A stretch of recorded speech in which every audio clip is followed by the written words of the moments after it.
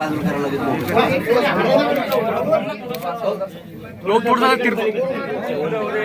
नका ना.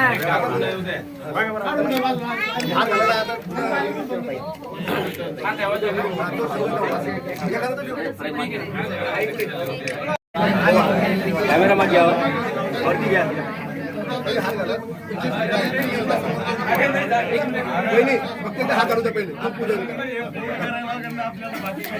जय जिजाऊ जय शिवराय.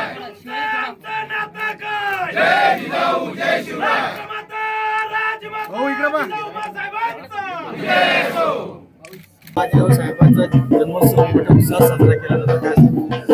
राष्ट्रमाता जिजाऊ साहेबांच्या जयंतीच्या आपल्या सर्वांना मनपूर्वक शुभेच्छा. आणि आपल्या माध्यमातून महाराष्ट्रीयन नव्हे तर सर्व भारतीय हिंदुस्थानातील सर्व जनतेला आम्ही सिंदखेड राजा, देऊळगाव राजा, मेहुणा राजा, आडगाव राजा, किनगाव राजा, उमरेड, जवळखेड आमच्या या ज्या शाखा आहेत या बाजूच्या या सर्वांच्या वतीनं आम्ही तुम्हाला या ठिकाणी हार्दिक शुभेच्छा देतो.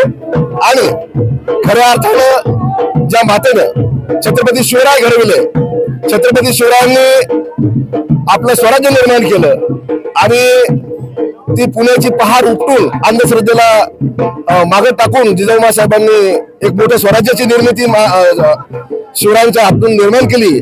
त्या शिवरायांना सुद्धा आजच्या दिनी मानवंदना देतो आणि आपल्या सर्वांना जिजाऊ जन्मोत्सवाच्या हार्दिक हार्दिक शुभेच्छा देतो. आणि या सिंदखेड शहरामध्ये आजही अकोमोडेशनची चांगली व्यवस्था नाही. मी शासनाला आपल्या माध्यमातून विनंती करेल की या ठिकाणी चांगल्या पद्धतीच्या व्यवस्था शासनानं निर्माण केल्या पाहिजे. ज्या माध्यमातून जिजाऊ भक्त, जे लाखो जिजाऊ भक्त या ठिकाणी येतात, त्यांची थांबण्याची, त्यांना चांगल्या सुविधा या ठिकाणी निर्माण होण्यात एवढीच आपल्या मार्फत मी त्यांना विनंती करतो. आणि त्यांना जिजाऊ साहेब सदिच्छा देव, त्यांचंही राज्य चांगल्या पद्धतीने चालू, परंतु त्यांनी जिजाऊ जन्मोत्सवासाठी चांगल्या पद्धतीच्या सुविधा या ठिकाणी निर्माण कराव्या अशी आपल्या माध्यमातून त्यांना विनंती करतो आणि थांबतो. जय जिजाऊ जय शिवराय. आज जिजाऊ जन्मोत्सव मोठ्या उत्साहात साजरा केला जातो. आज राष्ट्रमाता राजमाता जिजाऊ साहेबांचा 428वा जन्मदिवस लाखोच्या संख्येनं संपूर्ण देशभरातून जिजाऊ प्रेमी माननीय छत्रपती शिवाजी महाराज प्रेमी मंडळी या ठिकाणी मोठ्या उत्साहामध्ये येते. विशेष करून महिला वर्गांचा सुद्धा मोठ्या प्रमाणे या ठिकाणी सहभाग असतो. आणि खऱ्या अर्थानं हे आपल्या सिंदखेड राज्याचं, बुलढाणा जिल्ह्याचं, ज्याला आपण मातृतीर्थ जिल्हा जिजामातेच्या नावानं ओळखतो, त्याचं हे वैभव आहे. आज 12 जानेवारीला हा जन्मोत्सव साजरा करत असताना आपण पाहत असाल की प्रचंड उत्साह या ठिकाणी पुरुषांमध्ये, महिलांमध्ये, तरुणांमध्ये, तरुणीमध्ये ओसांडून वाहताना आपण या ठिकाणी पाहतो. निश्चित जिजामातेचं आज दर्शनं घेतल्यानंतर एक नवी प्रेरणा लोक या ठिकाणाहून घेऊन जातात आणि आचरणात आणायचा प्रयत्न करतात. आज या जिजाऊ जन्मोत्सवाच्या मी सर्वांना मनापासून खूप खूप खूप शुभेच्छा देतो. साहेब, या ठिकाणी सुविधांचा अभाव आहे आणि विकास झालेला नाही खंत जी आहे ती लखुजी राजे यांच्या वंशजांनी व्यक्त केली आहे.